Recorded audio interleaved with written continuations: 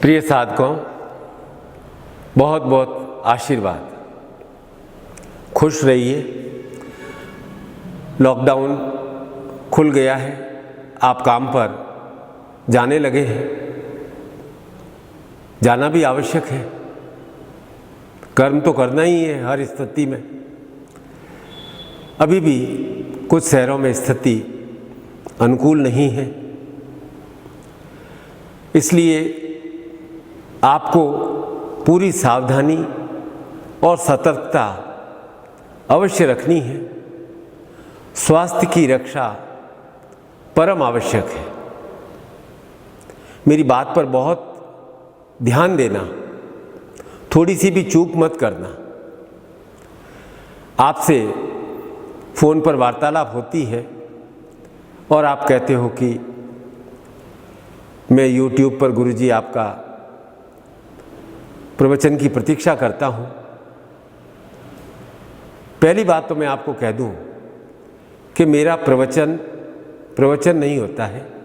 मेरा प्रवचन आपसे वार्तालाप होता है और मुझे खुशी है कि आपको गुरु के वार्तालाप की प्रतीक्षा रहती है। और यही सोचकर अब निखिल मंत्र विज्ञान का YouTube चैनल YouTube निखिल मंत्र विज्ञान खोल दिया है। आपसे संवाद करने का एक और माध्यम मिला है।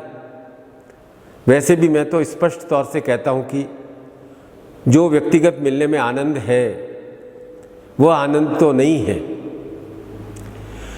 फिर भी संवाद हो जाता है और उसके बाद आपसे फ़ोन पर बात होती है। चलिए आज की भेंट का शुभारंभ रुद्राष्टाध्यायी के श्लोक से करते हैं। ओम गणानंत्वा गणपति गुं हवामहे, प्रियाणंत्वा प्रियपति गुं हवामहे, निधीनान्त्वा निधिपति गुं हवामहे वसोऽहम् अहम जानी गर्भधाम त्वं गर्भधम। कि हे स्वयंभू गणपति, आप सभी गणों के अधिपति गणपति हैं, सब जीवों के प्रिय हैं, समग्र निधियों के स्वामी हैं। हे गणपति, आप मेरे पास आए और मुझ गर्भ से जन्मे प्राणी की रक्षा करें। गणपति आवाहन, गणपति पूजन के बिना कोई प्रयोजन सिद्ध नहीं होता है, किसी भी बाधा का निवारण नहीं होता है और किसी भी शत्रु का अंत नहीं होता है। यह सिद्धांत सब गणों के लिए, सब प्राणियों के लिए है और तो और शिव के लिए भी यह सिद्धांत यही है। त्रिपुरासुर का नाम आपने सुना होगा। उसका घोर आतंक हो गया था और देवताओं के कहने से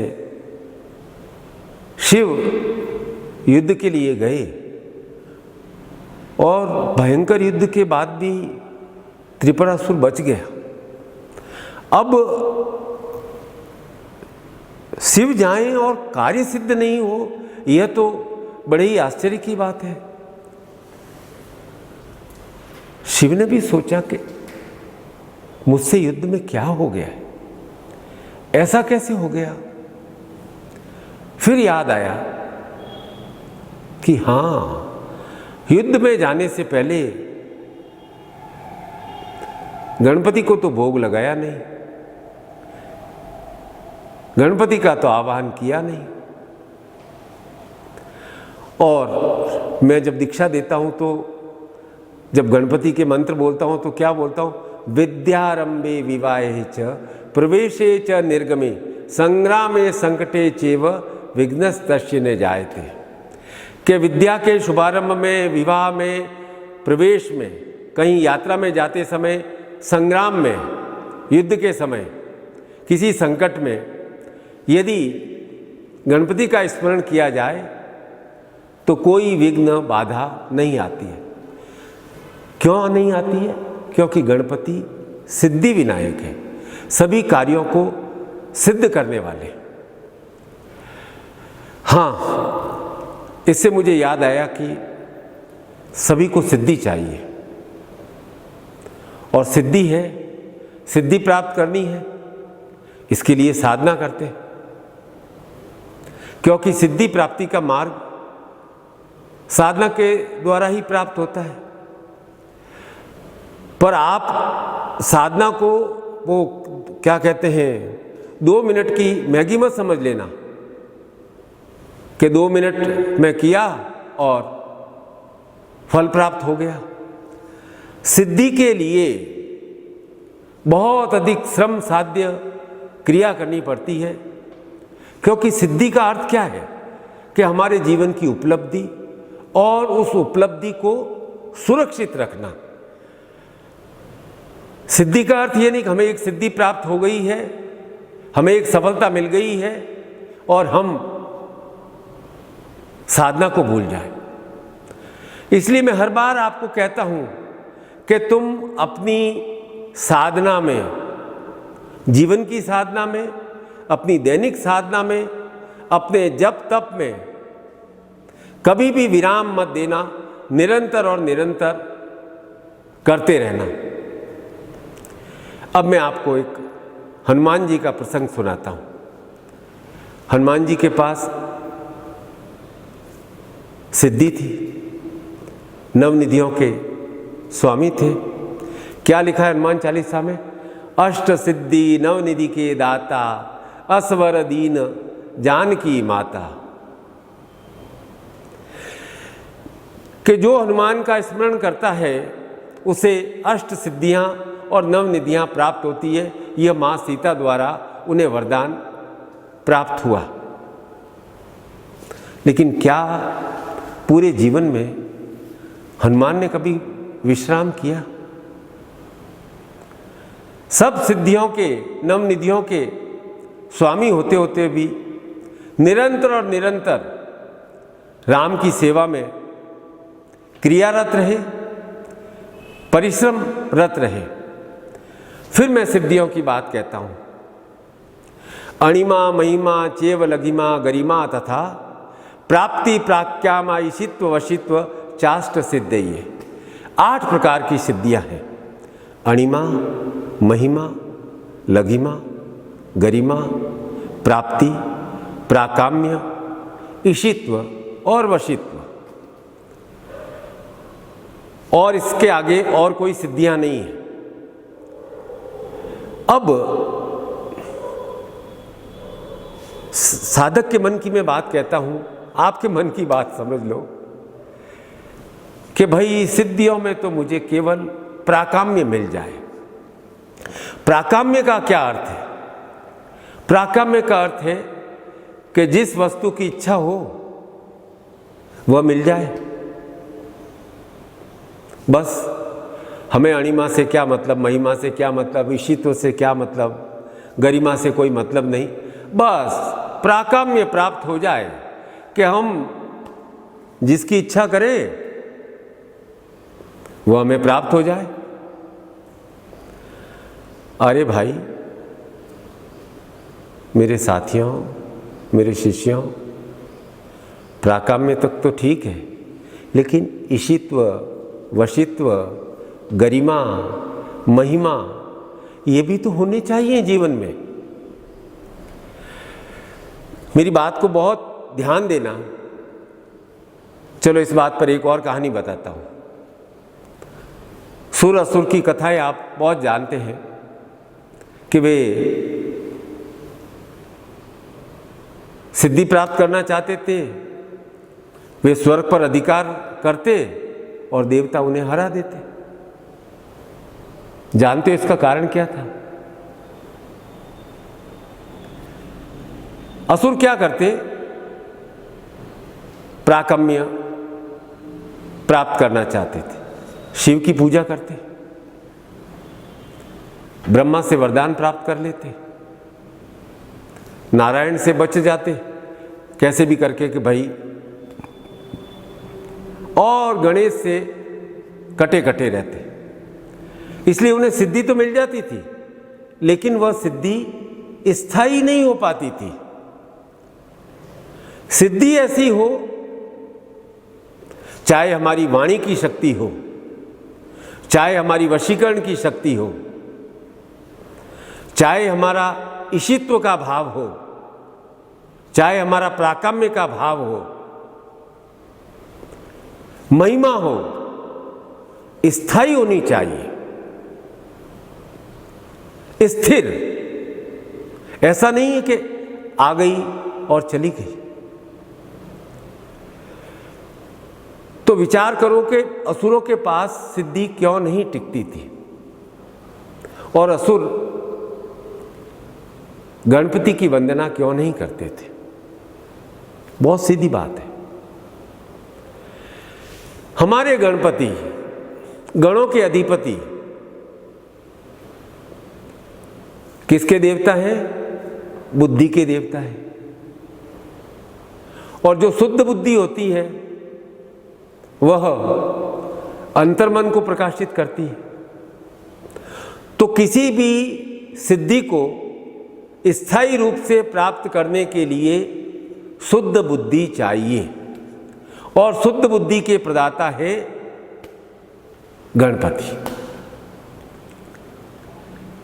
अब क्या है कि कई प्रकार की भ्रांतियां हैं। सिद्धि और साधना के मार्ग में कई प्रकार के मति भ्रम हैं। लोग सोचते हैं कि घर परिवार से दूर चला जाऊं, वन में चला जाऊं, हिमालय में चला जाऊं, कोई आश्रम में चला जाऊं, वहां जाकर साधना करूंगा। अरे भाई, साधना कोई रिटायरमेंट का प्लान नहीं है कि आप काम से रिटायर हो जाएंगे उसके बाद साधना करेंगे, 20 दिन की छुट्टी ले लेंगे और साधना करेंगे। कि भाई मैं आश्रम जाऊंगा, फला आश्रम जाऊंगा, वहां जाकर साधना करूंगा, दंडकारण्य में जाऊंगा और वहां साधना करूंगा, बद्रिकाश्रम में जाऊंगा, वहां साधना करूंगा, विंध्याचल के आश्रम में जाऊंगा और वहां साधना करूंगा। आश्रम का अर्थ क्या होता है मालूम है? आश्रम, आ और श्रम कर। इसीलिए तो जीवन के 4 आश्रम हैं: ब्रह्मचर्य आश्रम, गृहस्थाश्रम, वानप्रस्थाश्रम, संन्यास आश्रम। कह रहे भाई ब्रह्मचर्य आश्रम में हो, ब्रह्मचर्य में आओ और श्रम करो। गृहस्थ जीवन में हो, गृहस्थ जीवन में रहो और श्रम करो, अर्थात साधना करो। वानप्रस्थ में हो, साधना करो। श्रम से कभी भागना नहीं है। इसलिए जीवन में, गृहस्थ जीवन में रहते हुए, गृहस्थाश्रम में रहते हुए साधना करनी है, और साधना में सफलता अवश्य प्राप्त होती है, सिद्धि अवश्य मिलती है। मैंने कहा ना, हनुमान जी अष्ट सिद्धि नवनिधि के दाता है। उन्हें सिद्धि क्यों मिली? सीता ने वर दिया, मां ने वर दिया, लेकिन क्या उनके व्यक्तित्व में विशेष क्या था जिसके कारण से उन्हें सिद्धि मिली? उन्हें सिद्धि इसलिए प्राप्त हुई कि वे भक्त थे। उनके हृदय में उनके गुरु, उनके इष्ट, उनके भगवान श्री राम विराजमान थे हर समय। और उन्होंने समय पड़ने पर अपना सीना चीर के दिखाया दिया कि कहाँ हैं तुम्हारे राम। कि उन्होंने कहा ये लो, ये मेरे राम मेरे हृदय में विराजमान है, और मैं राम का कार्य निरंतर और निरंतर करता रहता हूँ। तो उनके पास ऐसी सिद्धि प्राप्त हुई कि वे अपने भक्तों को भी सिद्धि प्रदान कर सके, बांट सके। क्योंकि हनुमान क्या है? एक ऐसा व्यक्तित्व जो भय मुक्त है, जिसके जीवन में भय नहीं है। और भय क्यों नहीं है? कि उसने अपने हृदय में, मन में गुरु को हृदयस्थ कर लिया। जब एक साधक, एक शिष्य, एक भक्त अपने इष्ट को अपने हृदय में स्थापित कर लेता है तो उसके मन में यह भाव आ जाता है कि जो होगा सो देखा जाएगा, मुझे मेरे जीवन में श्रम करना है, कर्म करना है। और उदाहरण बताऊं, भक्त प्रहलाद का। पूरी प्रहलाद की कथा आप जानते हो। भक्त थे, अपने इष्ट पर, नारायण पर आस्था थी और नमो नारायण करते करते अग्नि में प्रवेश कर गए। हर साल आप ये क्रिया देखते हो। इस क्रिया का क्या मतलब है, इस बात को समझना है कि देखो, प्रहलाद के माध्यम से हम ये देखते हैं कि समर्पण और भक्ति का पुनर्जन्म हो रहा है। प्रहलाद जीवंत है, जीवित रहता है। जिसके हृदय में गुरु, वह सदैव जीवंत रहेगा। मैं सब गुरु शिष्यों में आज प्रहलाद का स्वरूप देख रहा हूं। जब उनसे फोन पर बात होती है तो जो समर्पण, जो आस्था, जो प्रेम मैं देखता हूं, और स्पष्ट रूप से कहते हैं कि गुरुदेव, हम संसार की किसी भी अग्नि बाधा से घबराते नहीं हैं। यह प्रहलाद का भाव है, यह हनुमान का भाव है। इस भाव को स्थापित करना है पूरी तरह से। जब हृदय में इष्ट होंगे, हृदय में गुरु का स्थापन होगा। मैं तो बहुत सौभाग्यशाली हूं कि मुझे इतने समर्पित शिष्य प्राप्त हुए हैं। आपकी भक्ति देखकर मैं अभिभूत हूं, आपकी श्रद्धा देखकर मैं अभिभूत हूं।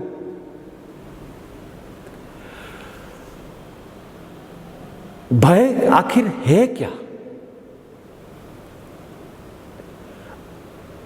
भय का भाव थोड़ा भीतर का भाव है। वर्तमान में सबसे बड़ा भय कोरोना का है। भविष्य के प्रति संशय का भाव एक भय है। तो मैं आपको स्पष्ट तौर से कहता हूं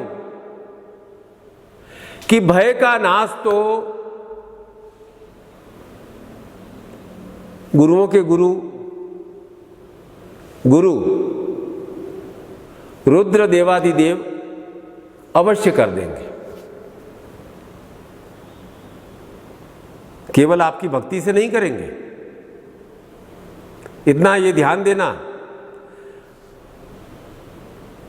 रुद्राष्टाध्यायी के 5वें श्लोक में क्या कहा गया है, ध्यान देना कि नमस्ते रुद्रमन्यवताते ईश्वे नमः बाहुभ्याम उतते ते नमः। के हे रुद्र, आपके क्रोध को नमस्कार है। हे रुद्र, आपके बाणों को नमस्कार है। हे रुद्र, आपकी बाहुओं को नमन है। हे रुद्र, आपके पराक्रम को नमन है।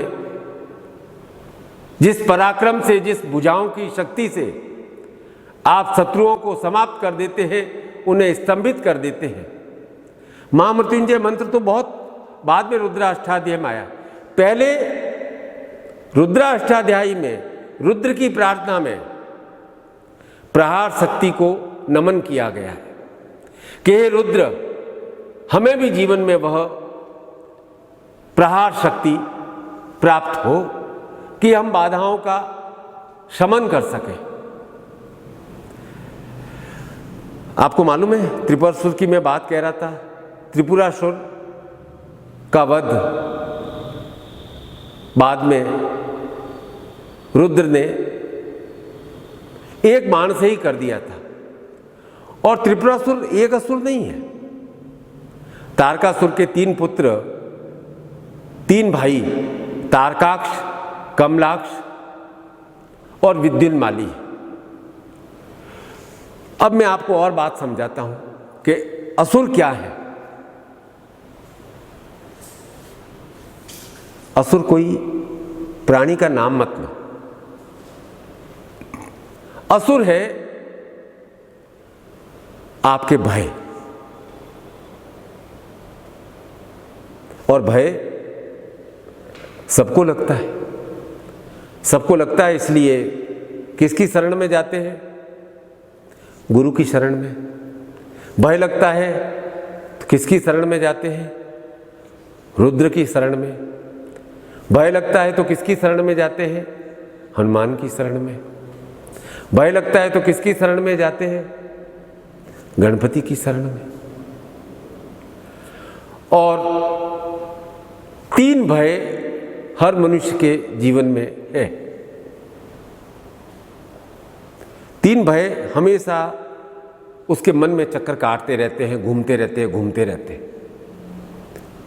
पहला भय स्वास्थ्य हानि, मेरा स्वास्थ्य कहीं बिगड़ नहीं जाए, मैं कहीं बीमार नहीं हो जाऊं। दूसरा भय है मुझे धनहानि नहीं हो जाए,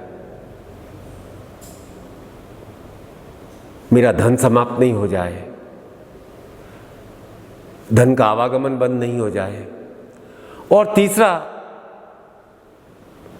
भय है कहीं मेरे परिवार पर, मेरी स्त्री पर, मेरे बच्चों पर कोई संकट न आए। ये 3 भय हैं। इन 3 भय के अलावा संसार में कोई चौथा भय नहीं है। आप अपनी जिंदगी की भी गणित देख लेना। इन 3 भय को आपने विस्तार दे रखा है। और मैं कहता हूं, मैं आपसे वार्तालाप करते हुए कहता हूं कि गुरुओं के गुरु गुरु रुद्र को नमन है, जो इन तीनों का अंत कर देते हैं। देखो भाई, स्पष्ट बात है, भय मुक्ति के बिना सिद्धि नहीं मिल सकती। तो पहले तो आप अपने मन से भय को निकालो, और भय को निकालने के लिए क्या करें? लंबी चौड़ी क्रिया नहीं करनी।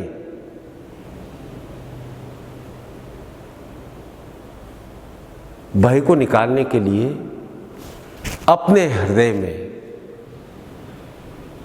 अपने गुरु, अपने इष्ट का वास करा दो। बस उसके बाद त्रिविध ताप, त्रिविध भय अपने आप समाप्त हो जाएंगे। त्रिपुरासुर भी खत्म हो सकता है शिव के एक बाण से। और शिव यदि आपके गुरु आपके हृदय में है तो क्यों नहीं भय का नाश होगा? अवश्य होगा। पर एक बात है, राम को पाने के लिए हनुमान तो बनना ही पड़ता है। सिद्धि प्राप्त करने के लिए साधना करनी ही पड़ती है। सीखने के लिए गुरु को अपनाना ही पड़ता है। आश्रम में आना ही पड़ता है कि श्रम कर। गुरु से ही आश्रम का ज्ञान मिलता है। भयमुक्त हो जाएं आप, और अपने जीवन के त्रिपुरासुर 3 प्रकार के भय का नाश करें। और मैं आपको आशीर्वाद देता हूं, वरदान देता हूं कि आप जीवन में भयमुक्त होकर निरंतर और निरंतर 1-2 सिद्धि नहीं, 8 सिद्धियां प्राप्त करें। नवनिधि तो बहुत सामान्य बात है। बहुत बहुत आपको आशीर्वाद। फिर गुरु पूर्णिमा पर मिलेंगे। फोन करते रहना, बात करते रहेंगे। खुश रहो। आशीर्वाद बेटा, खुश रहो।